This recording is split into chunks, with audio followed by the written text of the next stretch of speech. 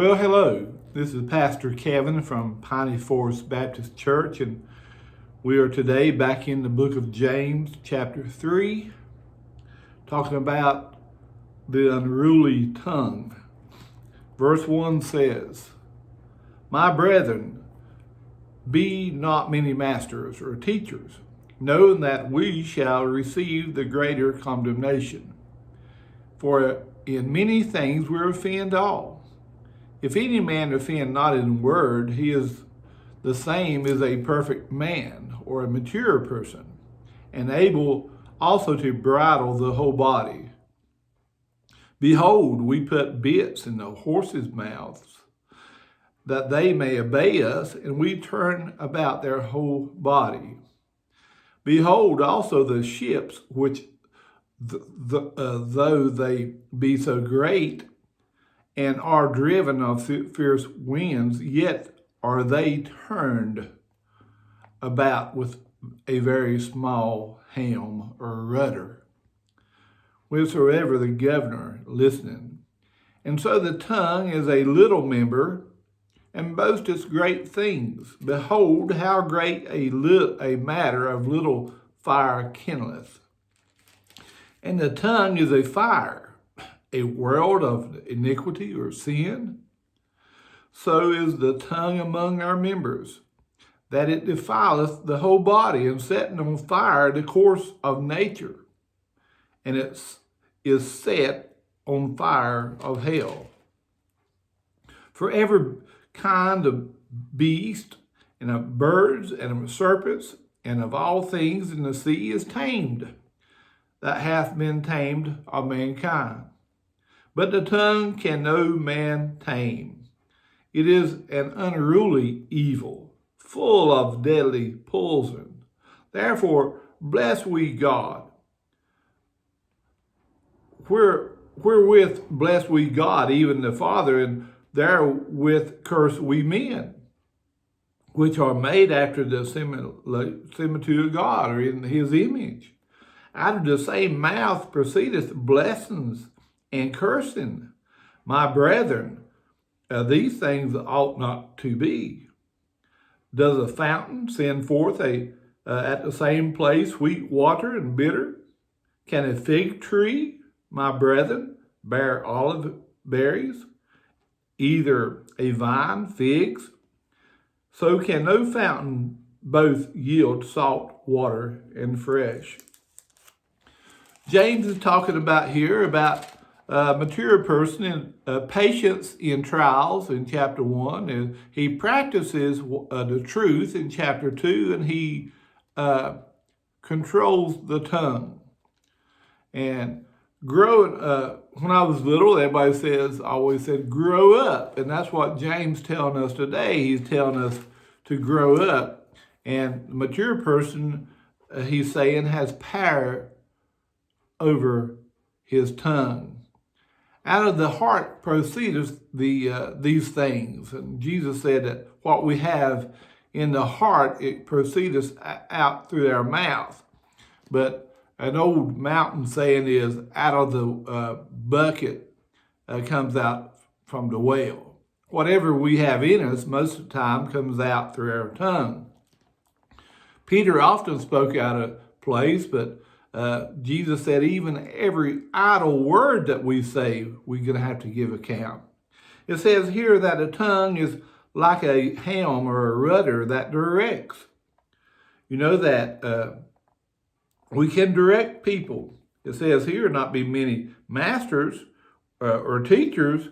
You know that the theme of the chapter 3 is regarded to the tongue, and it is proper for the teacher to say the right words, and we search for wisdom. But, you know, the tongue can direct people in the way you want. A tame tongue, it directs people in the right way. But it also says here, even though the tongue is a little member, it boasteth great things. Behold, how great a manner a little fire kindleth. It can be something that directs you. It can be something that will destroy a life. It said that it defieth the whole body and setteth on fire the course of nature. It can ruin the whole cycle of life. It can ruin a person's reputation. It can change their life. A gossip is something that, could, like a tube of toothpaste, once it's come out, it can never go back in. And God will hold us accountable for misleading others. And we just want to say that, if we don't know what the answer is as a teacher or preacher, we ought to say, well, I really don't know, but I'll look into that. It's a bit that directs people. And we used to have a saying, loose lips sinks ships. Sometimes we can say too much and it will hurt others and hurt reputation. And it can be like a fire that destroys. An out-of-control fire can destroy a forest, and that is in Proverbs 26, 17 through 22, or Psalms 39, or Proverbs 17, or Proverbs 14. I won't read them for the sake of time, but a fire in a fireplace can be helpful. It can cook, it can give warmth, it can give a delight. But out of that limitation, out of what God meant it to be, it can destroy a home. You put the fire out in the middle of the living room and it's burning the house down. It can burn, you bring it out from the campground, it'll burn the woods on fire. We need to have control over our tongue. Gossip, rumors, spreading of lies travels on the wings of eagles, but truth travels on the backs of turtles. That was been often said. Time heals all wounds. They've been said. No, it doesn't.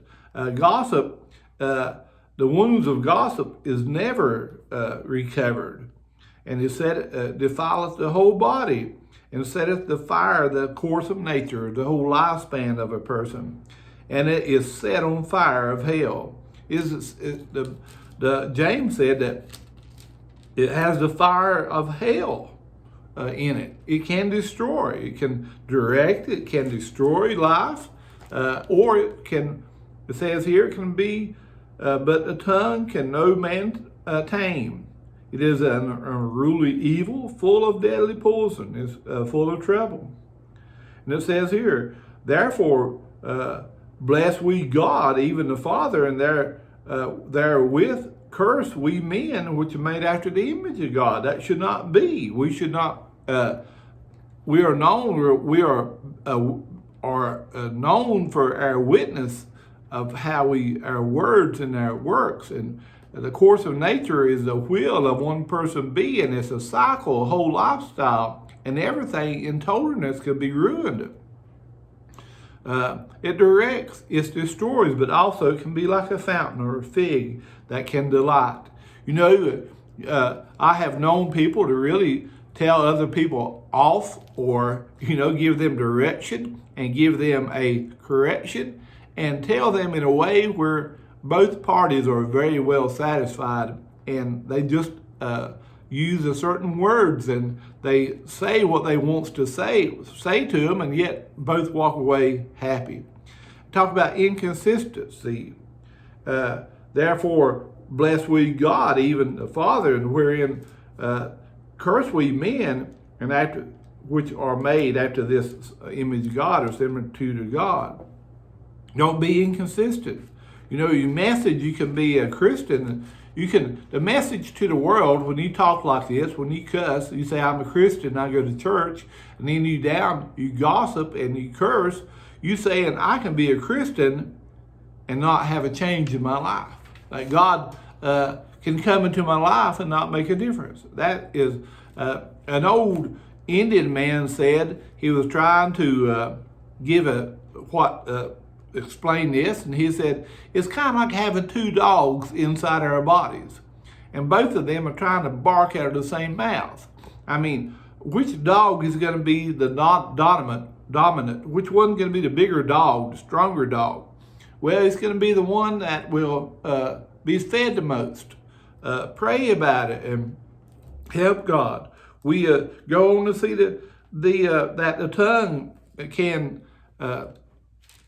direct you lives. It can destroy lives, but it also can delight lives. I mean, a little bit of praise can go a long ways. A little bit of encouragement to children, to family, to church member. Going to God in prayer and just humbly praying, it can really bring a lot of blessings.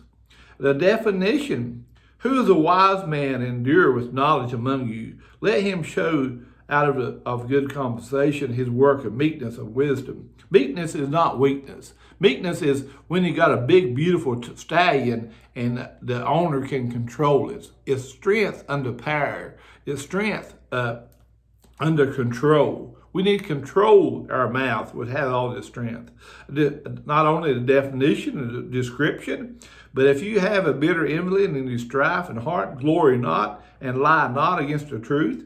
This wisdom descendeth not from above, but is earthly, sensual, and devilish, from the devil. For where for envy and strife there is confusion and in every evil work. A demonstration also of that, a definition, a description of wisdom and a good tongue and a demonstration.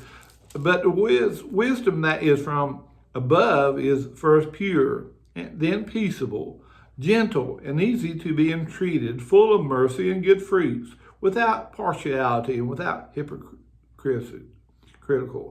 And the fruit of the righteousness is sown in peace of them that make peace. Here, just like I said, a toothpaste cannot be put back into the tube, and an egg that is broken cannot be put back together.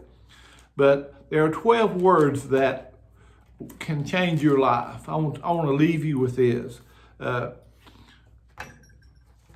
There are 12 words that it can change your life by saying please and saying thank you.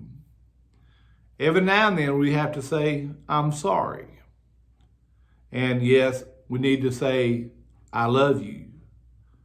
And more now than ever, I believe we need to say, I am praying for you. That's 12 words. Please, thank you, I'm sorry, I love you, I'm praying for you.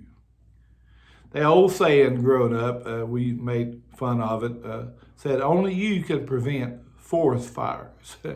So don't let the sparks of gossip and of lies destroy a life. Watch what you say. Ask God for wisdom and ask God to help you in your words. I believe, just going back to that one verse, I leave you with this. It says here that if any of you lack wisdom, let him ask of God, that giveth to all men liberally, and upbraideth not, and it shall be given him. That has helped many a person. If you need a new car, we all need cars. Ask God what kind you need. If you want a new home or do work with your home, ask God for wisdom. If you're searching for a church, ask God to give you wisdom. That has blessed many a person simply by going to God's Word and asking for Him to give you wisdom. It's so good to be saved. It's so good to be in the house of the Lord. It's so good to be here, blessed by God. And I'm so glad that I can come to you by this way. I hope I'm a blessing at least to someone or somebody. You are welcome here. If you don't have a church home, I want to say you'll truly be welcome here at Piney Forest Baptist Church. We love you and we're praying for you. God bless.